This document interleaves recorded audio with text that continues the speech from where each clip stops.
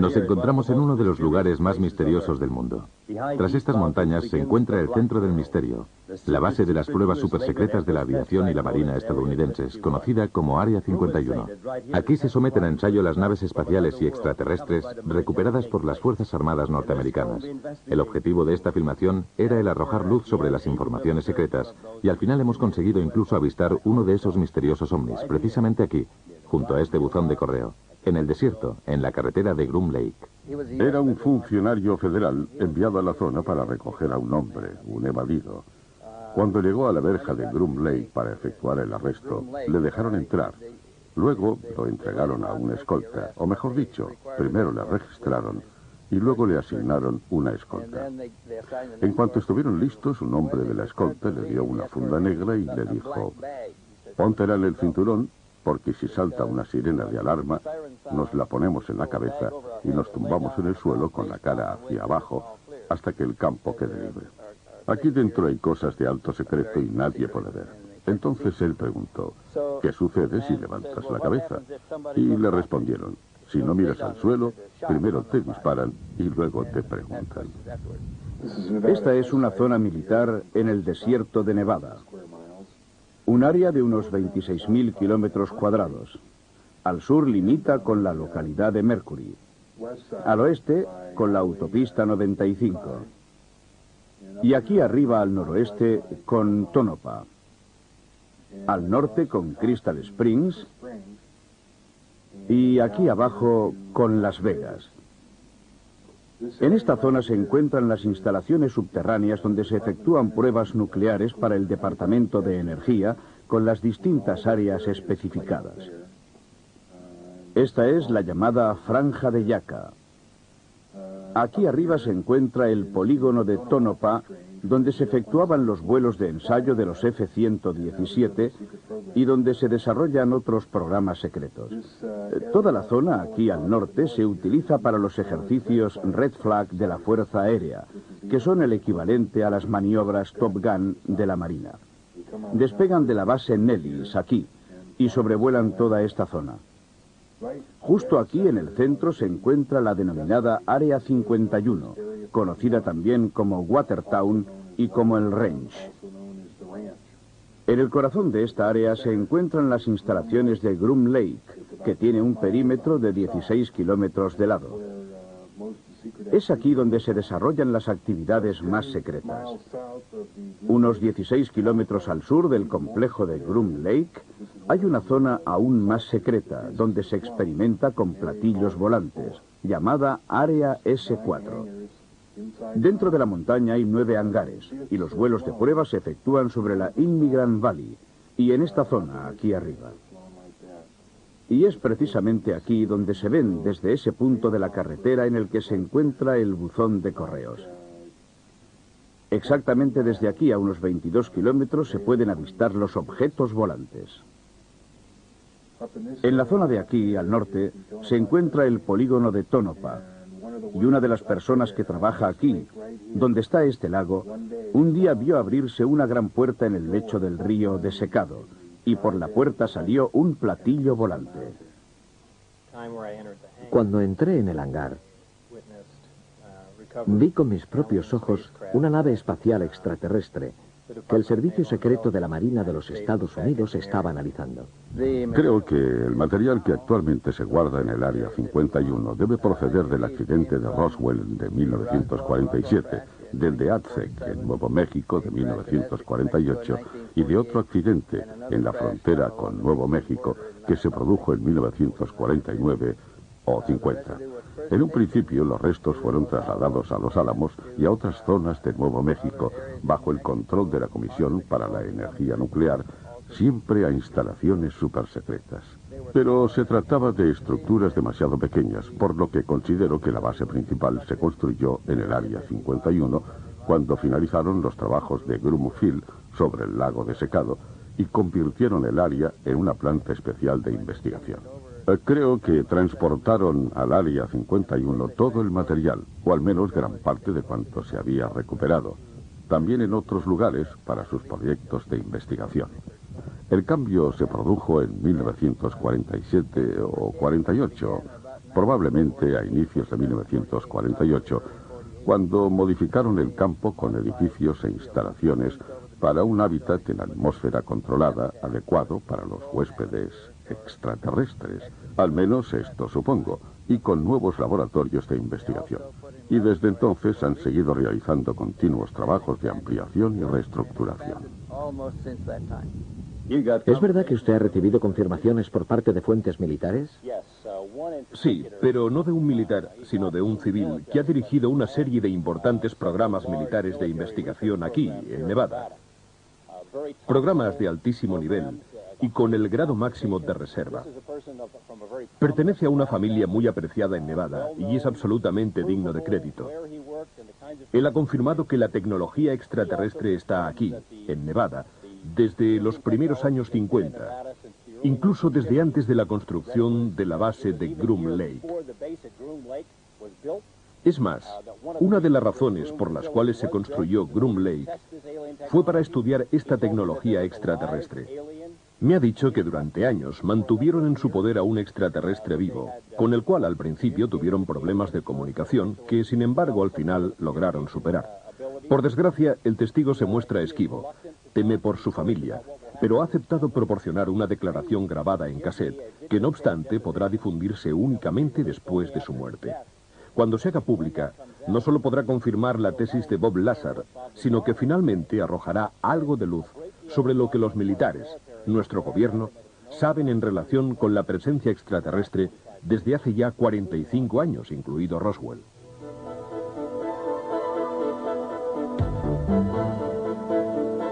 Numerosos testigos han podido ver, fotografiar y filmar los misteriosos objetos que evolucionan sobre el Área 51.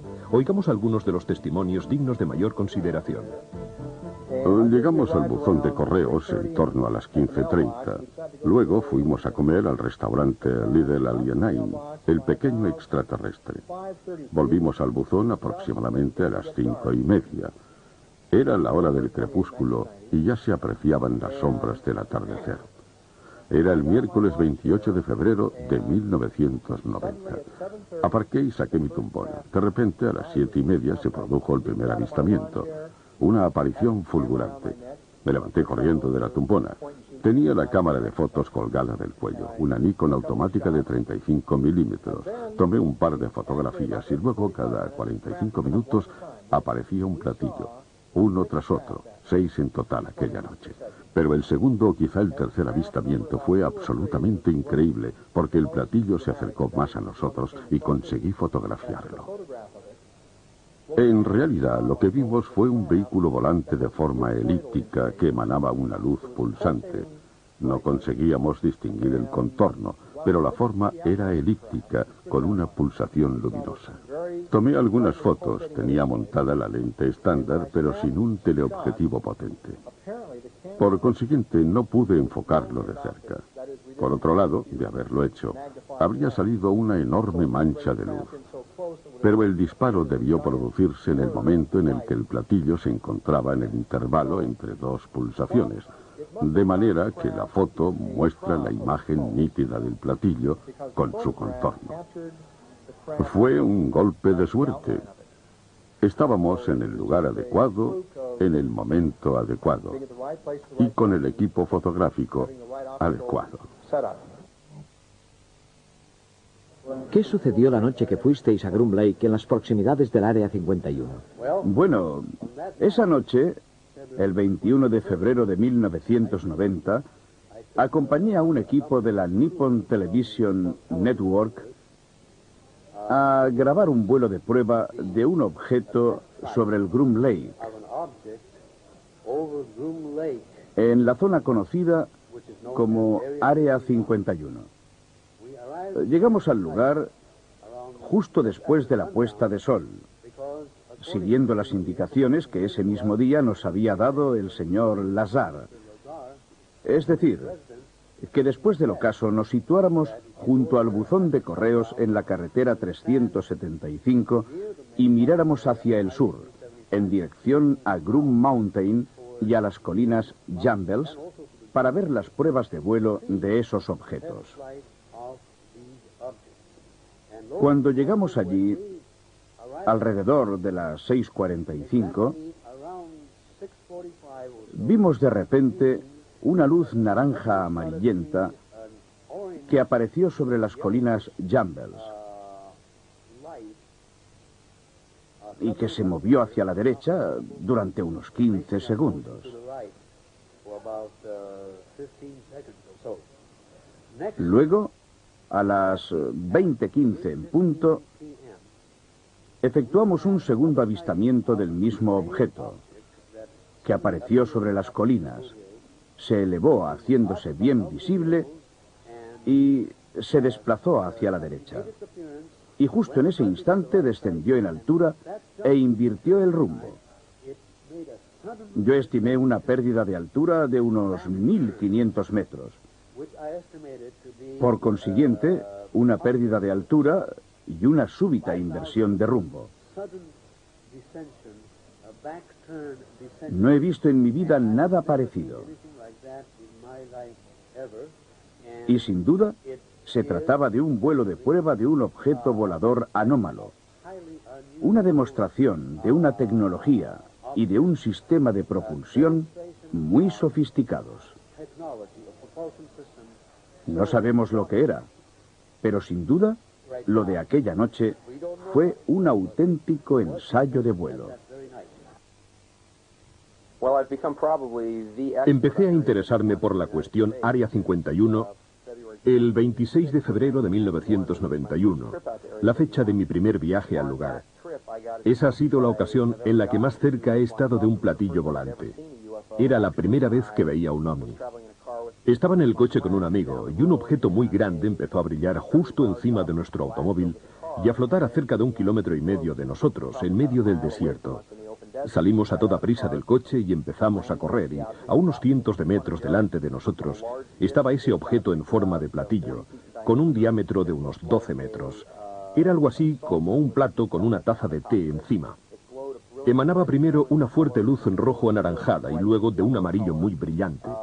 De repente la luz se tornó tan fuerte que pensamos que el objeto estaba a punto de estallar, pero ascendió unos 70 metros y luego empezó a bajar oscilando como una hoja para volver a posarse en el suelo. Era un objeto absolutamente increíble. Yo estaba realmente entusiasmado, porque en toda mi vida no había visto nunca nada parecido. Al final sufrimos unas quemaduras en la cara, una ligera contaminación por radiaciones y fiebre alta durante 3 o 4 días, debida quizá a la exposición a las radiaciones.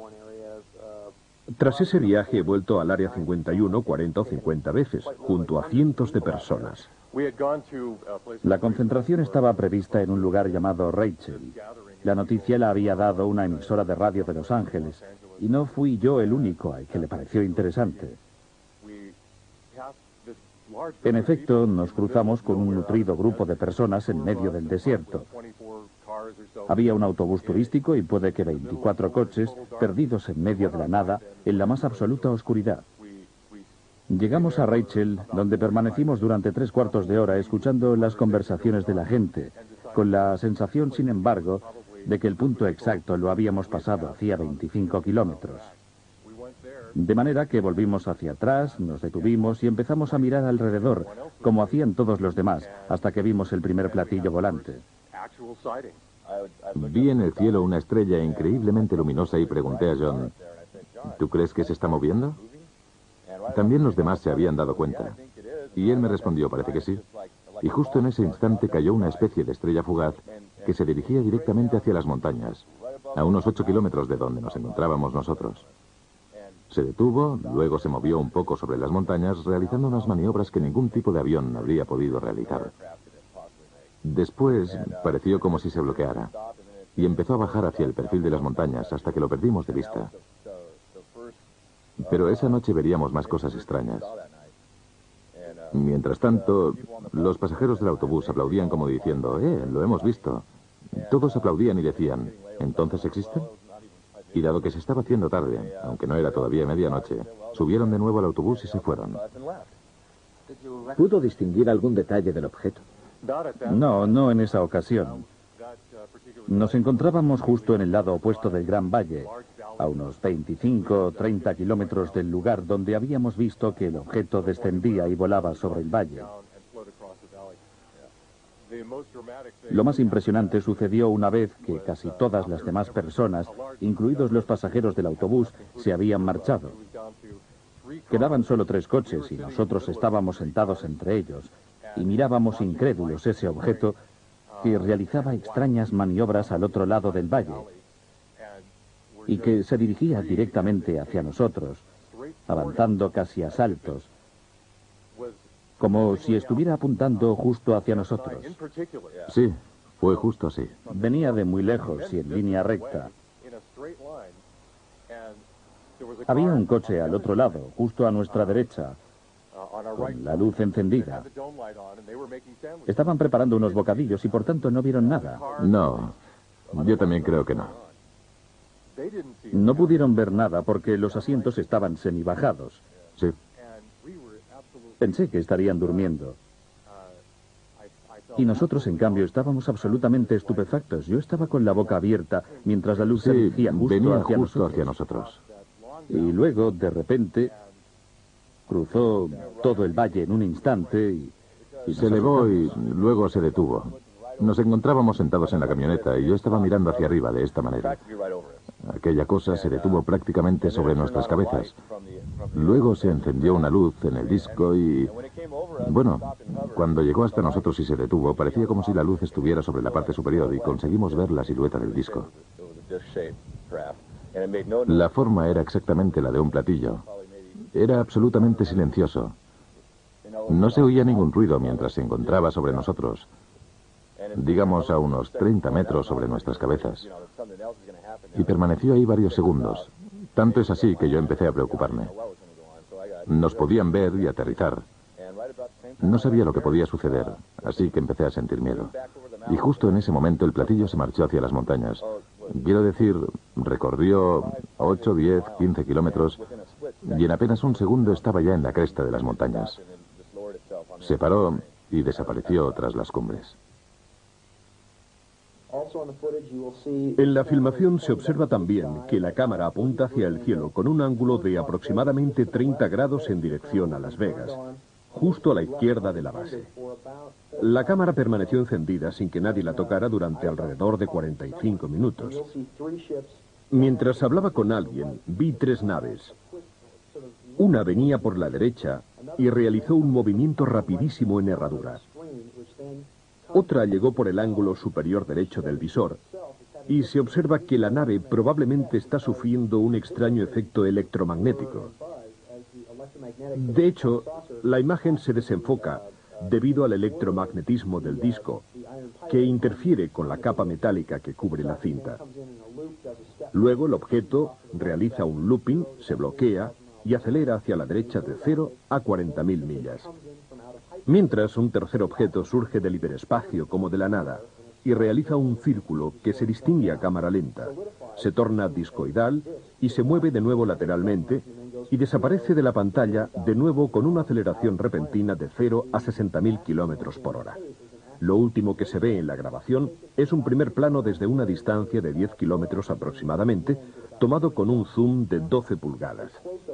La cámara apunta hacia el infinito y efectúa una aproximación de zoom sobre un objeto situado a gran distancia. Reproduce las distintas partes del objeto, pero en realidad lo que sucede es que de lejos se ven las pulsaciones del objeto y al acercarse el plano se ven como unas nubes delante del platillo. Pero se trata del campo de energía o del campo gravitatorio generados por el platillo al girar sobre sí mismo. Y por ello da la impresión de que hay unas nubes que se mueven por delante del vehículo volante.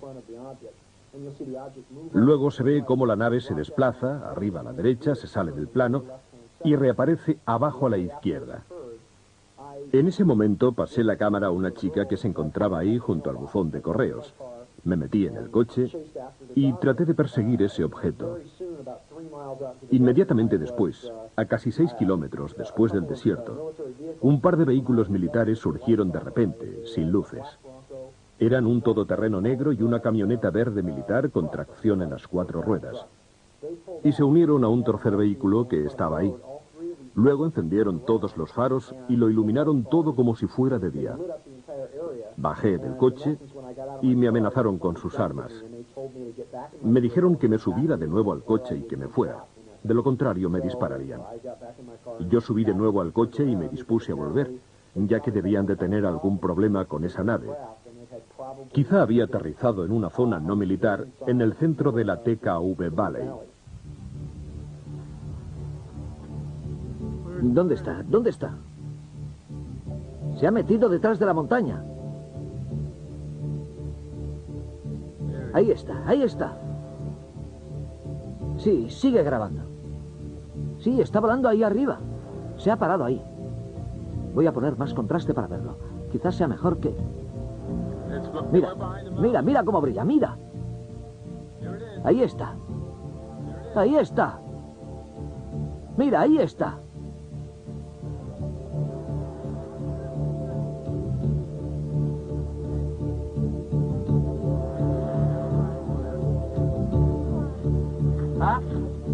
Yeah, test flying. It's going to continue next stop. Here it is.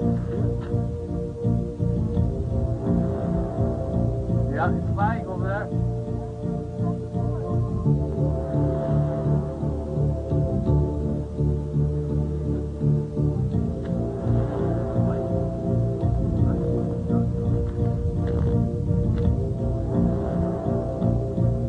Hovering over there. I had to put the gain on just to see it.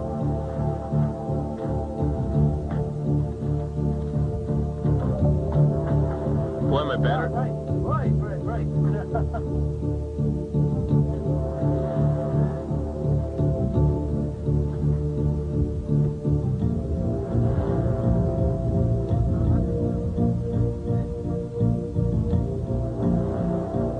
Fortunately, like, this isn't doing me any good.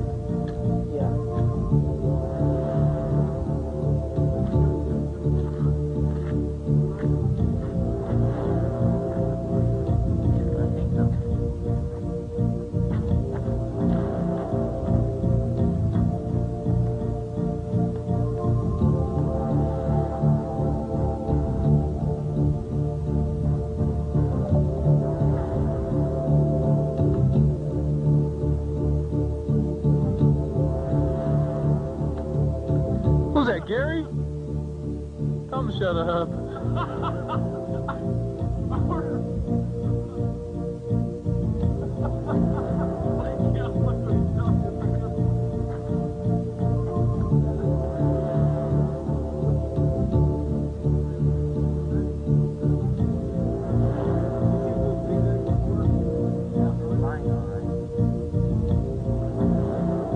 The UFO, which yet was filmed by the Japanese television crew that night, was analyzed by Nippon Television with the help of latest state-of-the-art computers.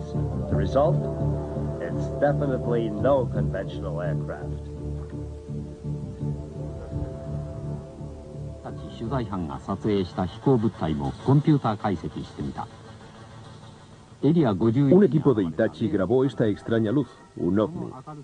A partir de las imágenes grabadas sobre el Área 51, se ha realizado mediante ordenador una valoración electrónica de las pulsaciones. Se ha procedido a dar color a los píxeles. Luego se ha aplicado el mismo procedimiento a la luz de un faro de coche.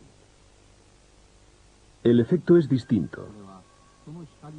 La luz del faro sometida a tratamiento electrónico se modifica, mientras que la del ovni se mantiene idéntica. Es una luz que no existe, la luz de un ovni.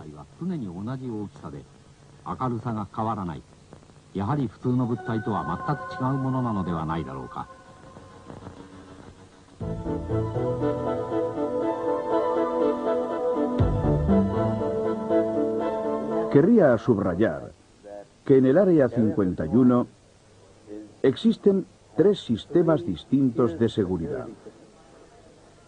Uno a lo largo del perímetro externo, otro interno y el servicio normal de seguridad militar, más los servicios de seguridad automatizados.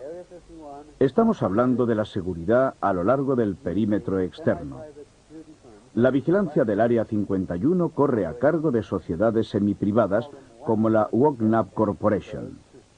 Nosotros la llamamos WOCNAP SS por la forma en la que trabajan, aunque en realidad su nombre es WOCNAP Servicios de Seguridad. Son los encargados de la vigilancia del perímetro externo del Área 51. Y dado que se trata de una compañía semiprivada, no llevan ningún distintivo.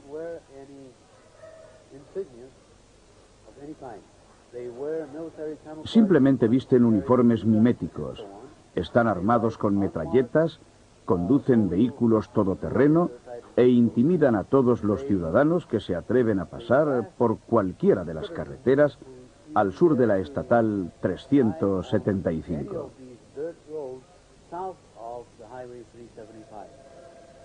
Como ciudadanos tenemos pleno derecho a circular por esos lugares siempre y cuando no se sobrepasen las señales de prohibición. Nuestra vida corrió serio peligro por la acción de un helicóptero que efectuaba maniobras muy peligrosas cuando nos encontrábamos en terreno público el día 16 de mayo de 1991.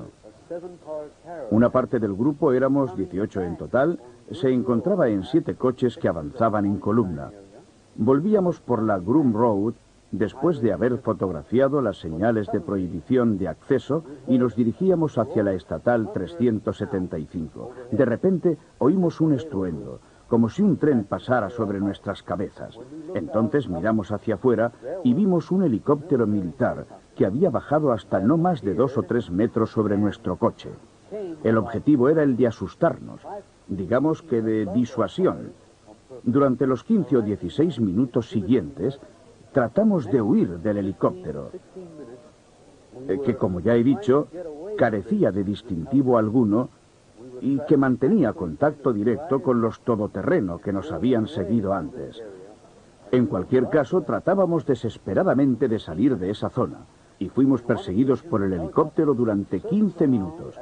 Hubo un momento en el que incluso el helicóptero viró y empezó a avanzar contra nosotros a la misma altura que nuestros coches para intimidarnos con maniobras ilegales. Maniobras que ponían en serio peligro nuestra vida. He podido entrevistar a varias personas que habían trabajado en la base de Groom Lake. Una de ellas participó en programas de alto secreto durante 12 de sus 30 años de servicio.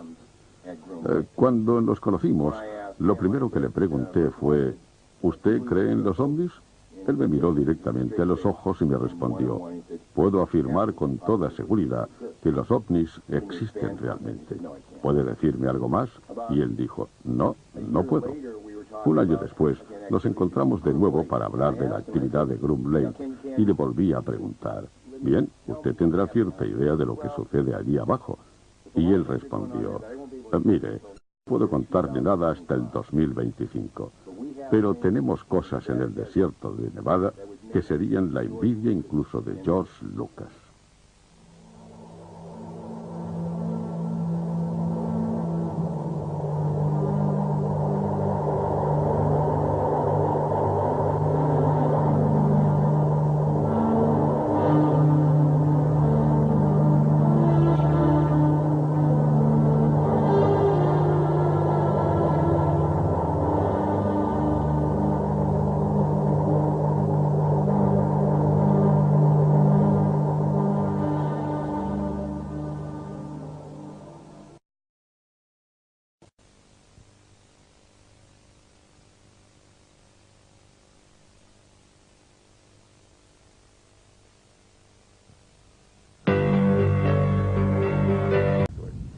Esta es una zona militar en el desierto de Nevada. Un área de unos 26.000 kilómetros cuadrados. Al sur limita con la localidad de Mercury. Al oeste con la autopista 95. Y aquí arriba al noroeste con Tonopah. Al norte con Crystal Springs. Y aquí abajo con Las Vegas. En esta zona se encuentran las instalaciones subterráneas donde se efectúan pruebas nucleares para el Departamento de Energía con las distintas áreas especificadas. Esta es la llamada Franja de Yucca. Aquí arriba se encuentra el polígono de Tonopah donde se efectuaban los vuelos de ensayo de los F-117 y donde se desarrollan otros ovnis, precisamente aquí, junto a este buzón de correo, en el desierto, en la carretera de Groom Lake. Era un funcionario federal enviado a la zona para recoger a un hombre, un evadido. Cuando llegó a la verja de Groom Lake para efectuar el arresto, le dejaron entrar. Luego lo entregaron a una escolta, o mejor dicho, primero le registraron y luego le asignaron una escolta. En cuanto estuvieron listos, un hombre de la escolta le dio una funda negra y le dijo: póntela en el cinturón, porque si salta una sirena de alarma, nos la ponemos en la cabeza y nos tumbamos en el suelo con la cara hacia abajo hasta que el campo quede libre. Aquí dentro hay cosas de alto secreto y nadie puede ver. Entonces él preguntó: ¿qué sucede si levantas la cabeza? Y le respondieron: si no miras al suelo, primero te disparan y luego te preguntan.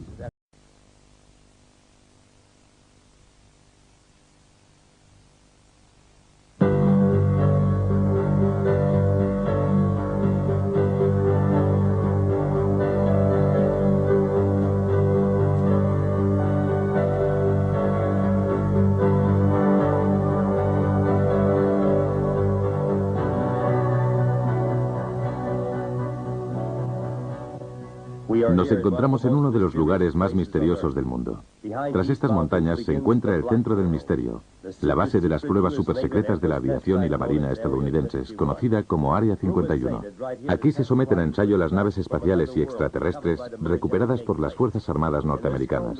El objetivo de esta filmación era el arrojar luz sobre las informaciones secretas, y al final hemos conseguido incluso avistar uno de esos misterios. Hay 9 hangares, y los vuelos de prueba se efectúan sobre la Immigrant Valley, y en esta zona, aquí arriba.